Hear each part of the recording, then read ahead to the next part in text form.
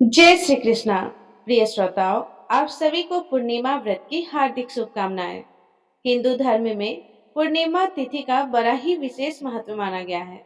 पूर्णिमा तिथि के दिन गंगा स्नान करना, दान पुण्य के कार्य करने का, 32 पूर्णवासी व्रत का धारण करने का, भगवान सत्यनारायण के पूजन का, भगवान विष्णु पूजन का विशेष महत्व माना गया है। जो भी भक्त सच्ची श्रद्धा के साथ 32 पूर्णमासी का व्रत धारण करते हैं, उन्हें सुख सौभाग्य आदि में वृद्धि होती है।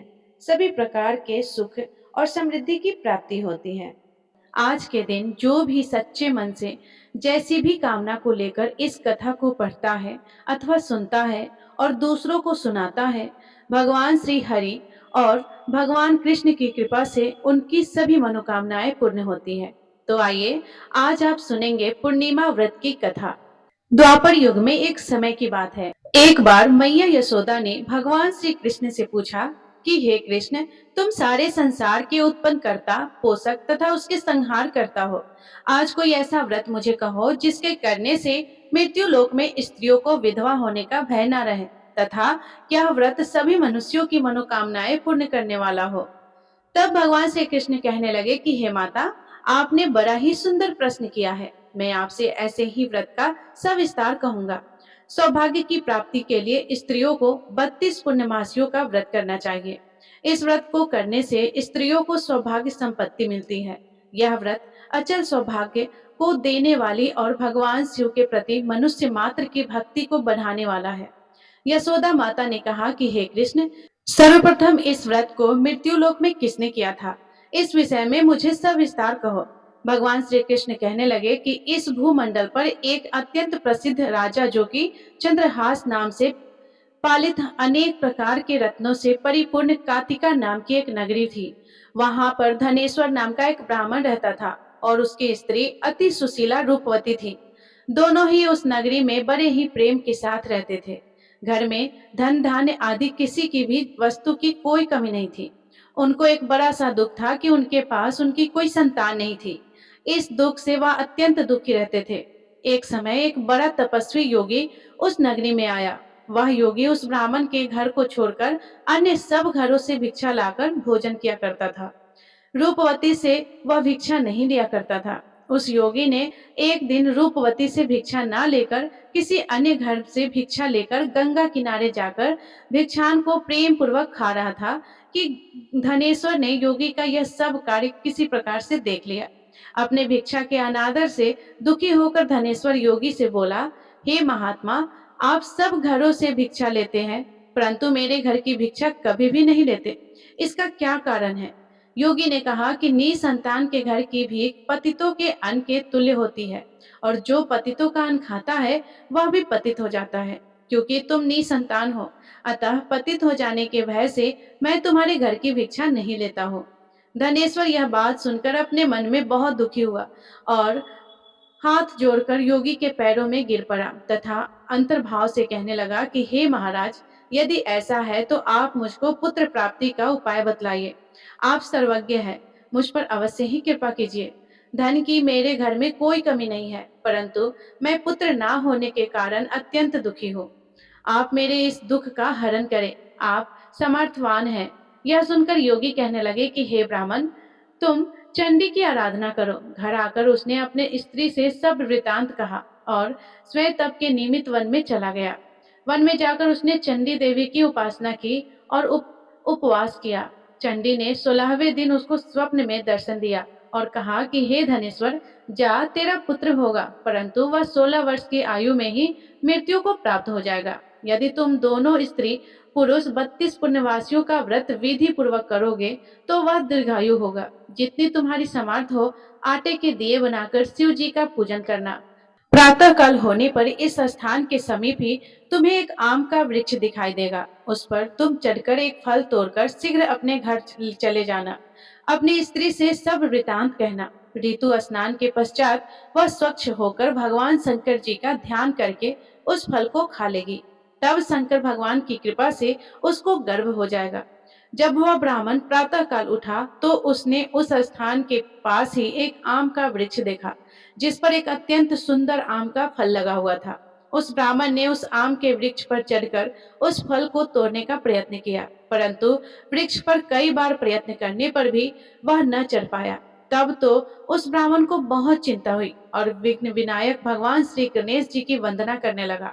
हे दयानिधि, अपने भक्तों को विघ्नों का आप नाश करने वाले हैं, उनके मंगल कार्यों को पूर्ण करने वाले हैं, दुष्टों का नाश करने वाले हैं, रिद्धि सिद्धि देने वाले आप मुझ पर कृपा करके इतना बल दे कि मैं अपने मनोरथ को पूर्ण कर सकूं। इस प्रकार गणेश जी की प्रार्थना करने पर उनकी कृपा से धनेश्वर वृक्ष पर चढ़ गया और उसने एक अति सुंदर आम का फल देखा। उसने विचार किया कि जो वरदान से फल मिला है वह यह है और कोई फल दिखाई नहीं देता। उस धनेश्वर ब्राह्मण ने जल्दी से उस फल को तोड़कर अपनी स्त्री को लाकर दे दिया और उसकी स्त्री ने अपनी पति के कथा के अनुसार उस फल को खा लिया और वह गर्भवती हो गई। देवी जी की असीम कृपा से उसे एक अत्यंत सुंदर पुत्र उत्पन्न हुआ, जिसका नाम उन्होंने देवी दास रखा। माता पिता के हर्ष और शुक्र के साथ साथ वह बालक शुक्ल पक्ष के चंद्रमा के भांति अपने पिता के घर में बढ़ने लगा। भवानी की कृपा से वह बालक बहुत ही सुंदर, सुशील और विद्या पढ़ने में बहुत ही निपुण हो गया। दुर्गा जी की आज्ञा अनुसार उसकी माता ने 32 पूर्णमासी का व्रत रखना प्रारंभ कर दिया, जिससे उसका पुत्र बड़ी आयु वाला हो जाए। 16वां वर्ष लगते ही देवीदास के माता पिता को बड़ी चिंता हो गई कि कहीं उसके पुत्र की इस वर्ष मृत्यु न हो जाए। इसलिए उन्होंने अपने मन में विचार किया कि यदि यह दुर्घटना उसके सामने हो गई तो वह कैसे सहन करेगा। अस्तु उन्होंने देवीदास के मामा को बुलाया और कहा कि हमारी इच्छा है कि देवीदास 1 वर्ष तक काशी में जाकर विद्या अध्ययन करे और उसको अकेला भी नहीं छोड़ना चाहिए। इसीलिए साथ में तुम चले जाओ और 1 वर्ष के पश्चात इसको वापस लौटा लाना। सब प्रबंध करके उसके माता पिता ने काशी जाने के लिए देवीदास को एक घोड़े पर बैठाकर उसके मामा को उसके साथ भेज दिया, किंतु यह बात उसके मामा या किसी और को कहीं पता नहीं थी।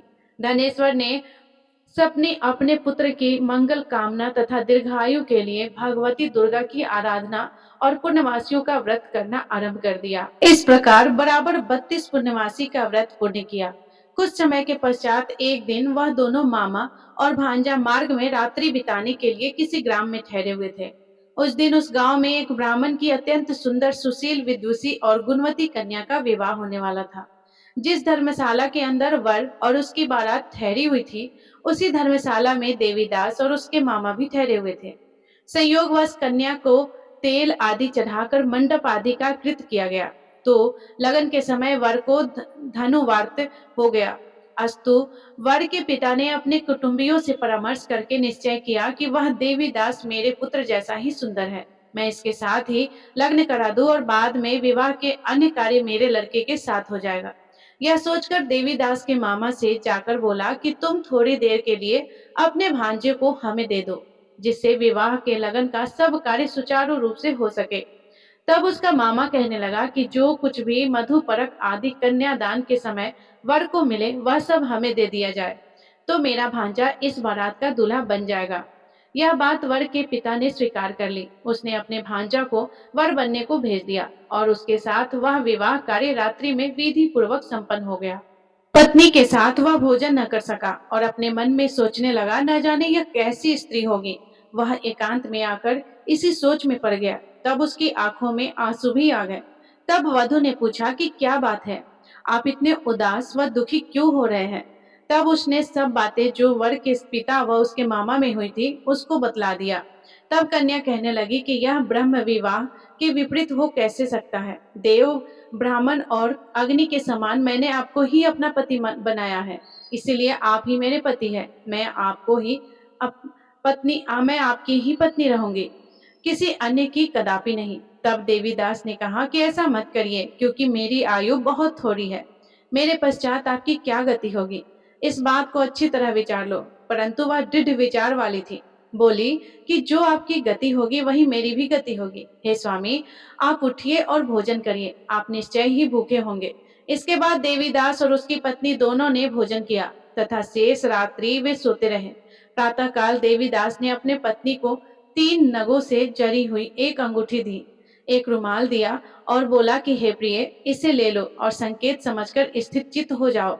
मेरा मरण और जीवन जानने के लिए एक पुष्प वाटिका बना लो, उसमें सुगंधि वाले एक नवम मल्लिका लगा लो, उसको प्रतिदिन जल से सींचा करो और आनंद के साथ खेलो कूदो तथा उत्सव मनाओ। जिस समय और जिस दिन मेरा प्राणांत होगा, यह फूल सूख जाएंगे और जब यह फिर हरे हो जाएंगे तो जान लेना कि मैं जीवित हूँ। यह बात निश्चय करके समझ लेना, इसमें कोई संशय नहीं है। यह समझाकर वह चला गया। प्रातः काल होते ही वहां पर गाजे बाजे बजने लगे और जिस समय विवाह के कार्य समाप्त करने के लिए वर तथा सब बाराती मंडप में आए, तो कन्या ने वर को भली प्रकार से देखकर अपने पिता से कहा कि यह मेरा पति नहीं है। मेरा पति वही है जिसके साथ रात्रि में मेरा पानी ग्रहण हुआ था। इसके साथ मेरा विवाह नहीं हुआ। यदि यह वही है तो बताए कि मैंने इसको क्या दिया। मधुपरक और कन्यादान के समय जो मैंने भूषण आदि दिए थे, उन्हें दिखाए तथा रात में मैंने क्या गुप्त बातें कही थी वह सुनाए। पिता ने उसके कथन अनुसार वर को बुलवाया। कन्या की यह बातें सुनकर वह कहने लगा कि मैं कुछ नहीं जानता। इसके पश्चात लज्जित होकर वह अपना सा मुंह लेकर वहां से चला गया और सारी बारात भी अपमानित होकर वहां से लौट गई। भगवान श्री कृष्ण बोले कि हे माता, इस प्रकार देवीदास काशी विद्या अध्ययन के लिए चला गया। जब कुछ समय बीत गया तो काल से प्रेरित होकर एक सर्प रात्रि के समय उसको डसने के लिए वहां पर आया। उस विषधर के प्रभाव से उसके शयन का स्थान चारों ओर से विष की ज्वाला से विषैली हो गई, परंतु वृद्धराज के प्रभाव से उसको काट नहीं पाया, क्योंकि पहले ही उसकी माता ने 32 पूर्णवासी का व्रत कर रखा था। इसके बाद मध्याह्न के समय स्वयं काल वहां पर आया और उसके शरीर से उसके प्राणों को निकालने का प्रयत्न करने लगा, जिससे वह मूर्छित होकर पृथ्वी पर गिर पड़ा। भगवान की कृपा से उसी समय पार्वती जी के साथ भगवान शंकर जी वहां से आ गए और उसको मूर्छित दशा में देखकर माता पार्वती जी ने भगवान शंकर से प्रार्थना की कि हे प्रभु, इस बालक की माता ने पहले 32 पूर्णवासी का व्रत किया था, जिसके प्रभाव से हे भगवान आप इसको प्राणदान दे। भवानी के कहने पर भक्त वत्सल भगवान श्री शिव जी ने उसको प्राणदान दे दिया। इस व्रत के प्रभाव से काल को पीछे हटना पड़ा और देवीदास स्वस्थ होकर बैठ गया। उधर उसकी स्त्री उसके काल की प्रतीक्षा किया करती थी। जब उसने देखा कि उस पुष्प वाटिका में पुष्प कुछ भी नहीं रहे तो उसको अत्यंत आश्चर्य हुआ और जब वह वैसे ही हरी भरी हो गई तो वह जान गई कि वह जीवित हो गए हैं। यह देखकर बहुत प्रसन्न मन से अपने पिता से कहने लगी कि पिताजी, मेरे पति जीवित है, आप उनको ढूंढिए। जब 16वां वर्ष व्यतीत हो गया तो देवीदास भी अपने मामा के साथ काशी से चल दिया। इधर उसके ससुर उसको ढूंढने के लिए अपने घर से जाने वाले थे। वह दोनों मामा भांजा वहां पर उसी समय आ गए। उनको आया देखकर उसका ससुर बड़ा ही प्रसन्नता के साथ अपने घर में उसे ले गया। उस समय नगर के निवासी भी वहां पर इकट्ठे हो गए और सबने निश्चय किया कि अवश्य ही इस बालक के साथ इस कन्या का विवाह हुआ था। उस बालक को जब कन्या ने देखा तो वह पहचान ली और कहा कि यह तो वही है जो संकेत करके गए थे। तत्परांत सभी कहने लगे कि भला हुआ जो यह आ गया और सब नगरवासी ने आनंद मनाया। कुछ दिन के बाद देवीदास अपनी पत्नी और मामा के साथ अपने ससुर के घर से बहुत उपहार आदि लेकर अपने घर के लिए प्रस्थान किया। जब वह अपने गांव के निकट आ गया तो कई लोगों ने उसको देखकर उसके माता पिता को पहले ही जाकर सारी खबर बता दी। तुम्हारा पुत्र देवीदास अपनी पत्नी और मामा के सहित आ रहा है। ऐसा समाचार सुनकर पहले तो उन्हें विश्वास ही नहीं हुआ, किंतु जब और लोगों ने भी आकर उनकी बात का समर्थन किया तो उनको बड़ा आश्चर्य हुआ। लेकिन थोड़ी देर में ही देवीदास ने आकर अपने माता पिता के चरणों में अपना सिर रखकर उन्हें प्रणाम किया और उसकी पत्नी ने अपने सास व ससुर के चरणों को स्पर्श किए। तो माता पिता ने अपने पुत्र और पुत्र वधु को अपने हृदय से लगा लिया और दोनों की आंखों में प्रेम आंसू बहने लगे। अपने पुत्र और पुत्र वधु के आने की खुशी में धनेश्वर ने बड़ी भारी उत्सव किया और ब्राह्मणों को भी बहुत से दान और दक्षिणा देकर ब्राह्मणों को संतुष्ट व उन्हें प्रसन्न किया। भगवान श्री कृष्ण जी कहने लगे कि इस प्रकार धनेश्वर 32 पूर्णवासियों के व्रत के प्रभाव से पुत्रवान हो गया। जो भी स्त्रियां इस व्रत को करती है वे जन्म जन्मांतर में वैधव्य का दुख नहीं भोगती और सदैव सौभाग्यवती रहती है। यह मेरा वचन है, इसमें कोई संदेह नहीं है। यह व्रत पुत्र पौत्रों को देने वाला तथा संपूर्ण मनोकामनाओं को पूर्ण करने वाला है। 32 पुण्यवासियों के व्रत करने से व्रती की सभी इच्छाएं भगवान शिव जी की कृपा से पूर्ण हो जाती हैं। तो बोलिए प्रेम से भगवान विष्णु की जय, माता पार्वती की जय।